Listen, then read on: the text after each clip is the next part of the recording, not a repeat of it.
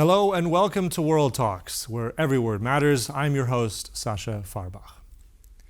Now, this week, a Belarusian election commission approved Alexander Lukashenko's bid to seek a seventh presidential term, while at the same time rejecting opposition candidates.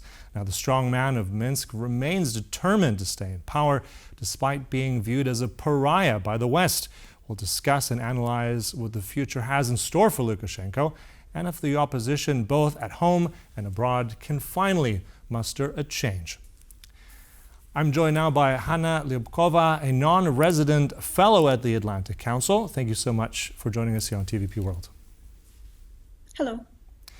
Let's start with some of the basics here. We've had, ever since that last election, really a huge tidal wave of opposition, but also at the same time crackdown. So in your words now, briefly, tell us, how strong is the Belarusian opposition at this moment, and does it present that viable threat to Lukashenko's regime?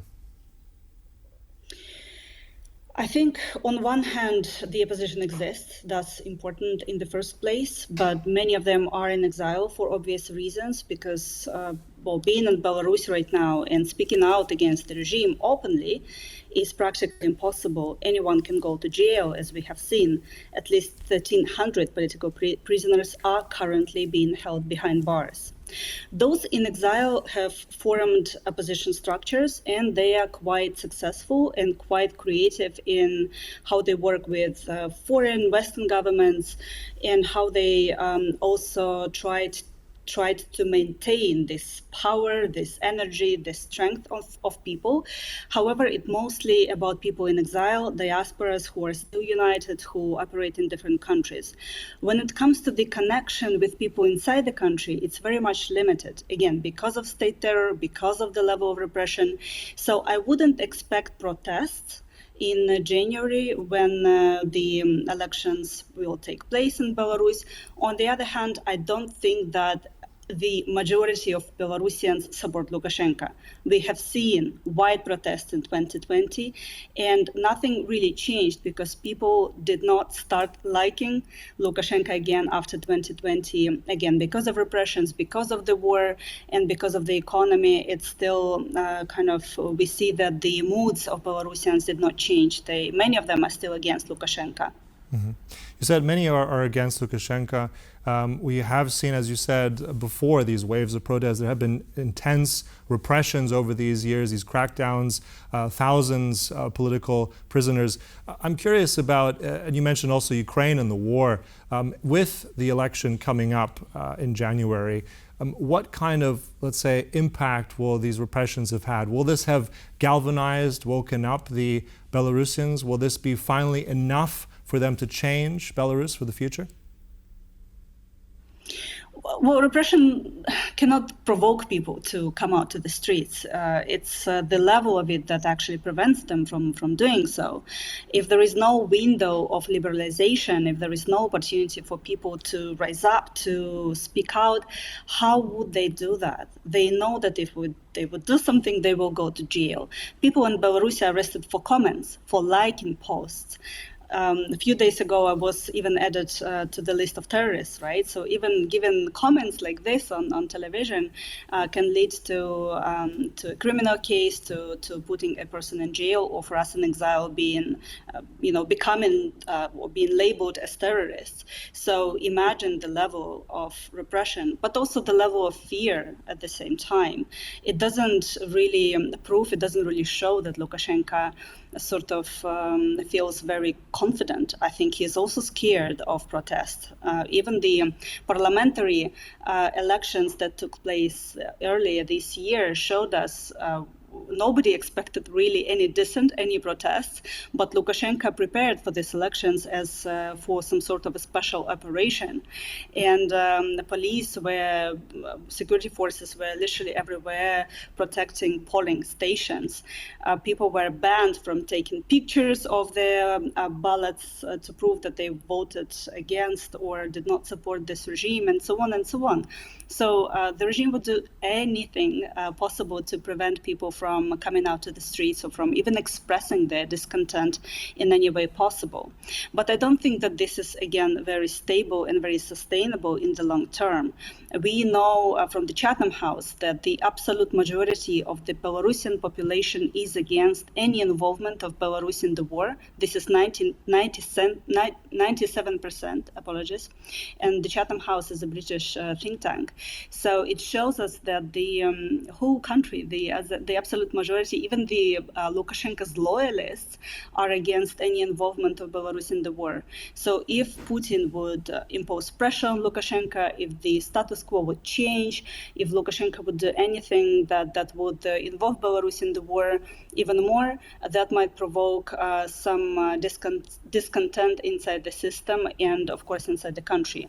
And if there will be changes with the, military situation again, with the economy or with other geopolitical context, this might also provoke some responses, some reaction. And I think Lukashenko understands this, and he doesn't trust his population, and that's why we see this level of repression. Mm-hmm. Interesting you mentioned there also if the status quo changes. At the same time, we know that there's now a Russian nuclear weapon station on the soil of Belarus. This escalation, we know North Korean troops also in Russia fighting.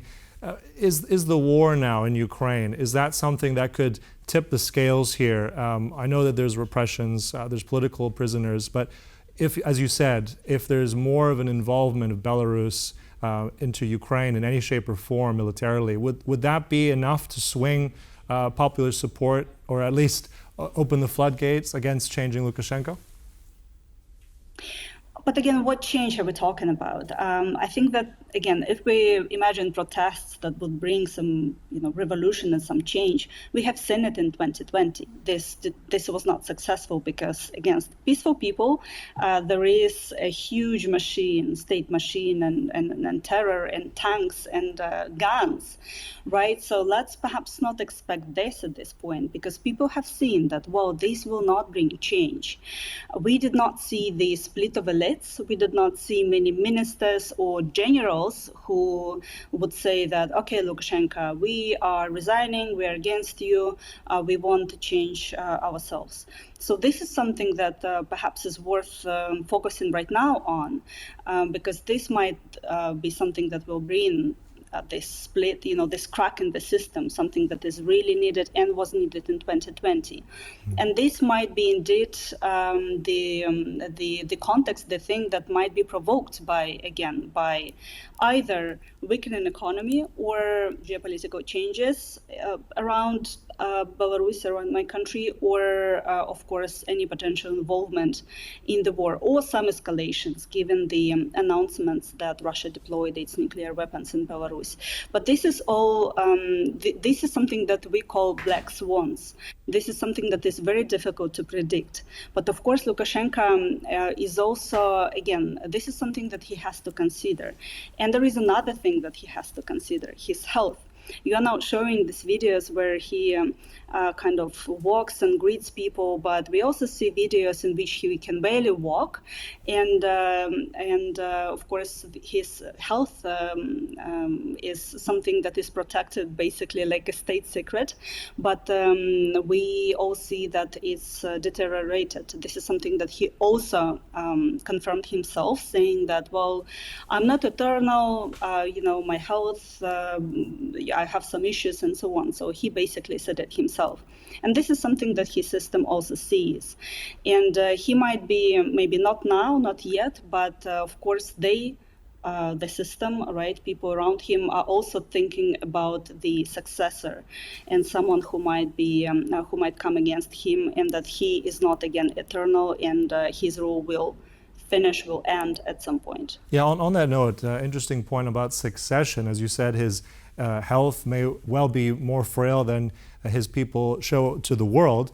In case it does happen, let's imagine that he does deteriorate and passes away. There's talk of his son that he's been grooming as a successor. What happens at that stage? Is this something the system will accept? Will Putin be involved somehow? Will both things happen at the same time? What's your kind of prediction in this direction of if Lukashenko does, let's say, deteriorate due to ill health? What's next? Of course. Well, it of course depends when, right? When this will happen. The first issue is his son, as someone who, again, he has three sons. The youngest, the one who is being promoted and being shown on TV all over the country, is very young. So we are still speaking about, tens of years, like dozens of years. So it's not going to happen very soon. He's still very young. He's a student. And this will take time. If the change or Lukashenko's health will become so bad in the before that, then of course it depends whether he is going to appoint anyone himself, or that would be some sort of a compromise within the system. And then of course there will be it's a Pandora box. Because we don't see many people who would oppose him openly or would kind of rise very much, or people who have ambitions. We don't see such people because anyone could be immediately jailed if they would rise very strongly, as we have seen in the case of some oligarchs who have been jailed by Lukashenko when they became more powerful.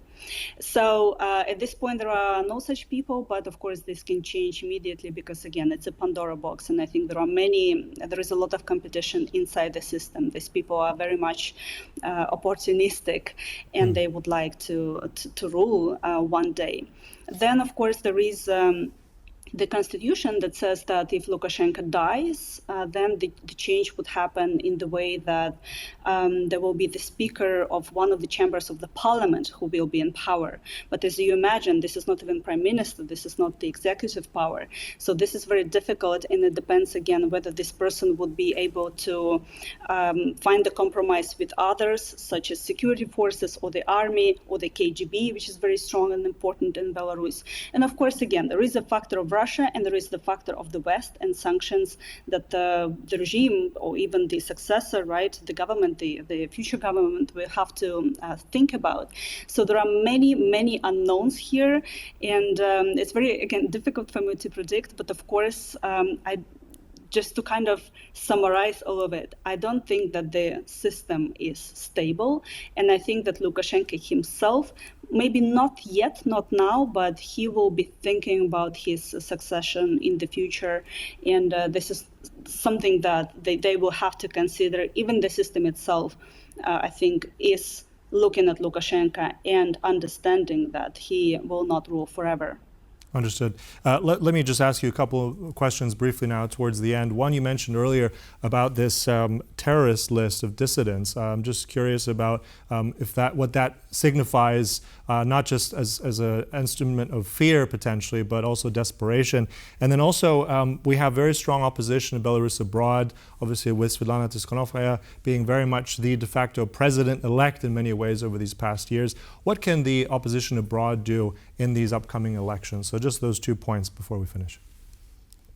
Of course, very briefly. So on the democratic forces and Svetlana Tikhanovskaya, they already published their statement, and they basically ask people inside the country if they're forced to go to polling stations, because this is something that the regime can do. They should vote against everyone, right, against anyone who is on the ballot, because no opposition candidate, democratic candidate, would be allowed. So this is a proposal. It might not be ideal, but there are not many things that people can do right now. And of course, the democratic forces are asking people to be as safe as possible and preserve, not to go to jail, right? So this is one thing. Abroad, there will be many, protests. There will be some activities, some rallies. And of course, it's important, again, to preserve this unity and national identity of people. So this is something that democratic forces are really investing in. And of course, the appeal not to recognize the sham elections, because we can already say that this is these are going to be rigged elections in Belarus in January 2025. On the list of terrorists, and by the way, the Interior Ministry also has a list of extremists where they also added me. It's like a competition perhaps between two governmental security bodies in Belarus. I think, again, this is the signal to us in exile. We see what you do. We know that you are openly speaking out. You give interviews like this one, and you're against the regime, and you're trying to explain the situation in the country. So they're sending us a signal, but they also send a signal to people inside the country to prevent them from communicating with us. Anyone who is subscribed to me or like my post on wherever, Twitter, Instagram, or Facebook, can go to jail, because this is something that the regime says they're helping extremists or terrorists. So this is punished by law in Belarus. Mm-hmm. Well, look, as you said already, an unstable system, and perhaps in the near future one that will change with the likes of democracy. Let's hope so. Look, thank you so much for all that insight, Hanna Liubakova. Really appreciate that. Thanks for your time. Thank you. Thank you for watching. That was World Talks, but stay tuned. Much more coming up right here on TVP World. Goodbye.